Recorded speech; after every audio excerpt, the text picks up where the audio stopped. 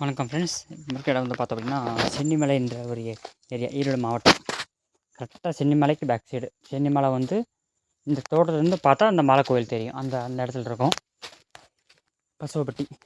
இங்கே வந்து நேந்திரன் வாழை 8 மாதம் ஆச்சு. வாழை நல்லா ஹைட்டு ஏறிடுச்சு, சரியான ஹைட்டு. ஒரு எப்படி பார்த்தாலும்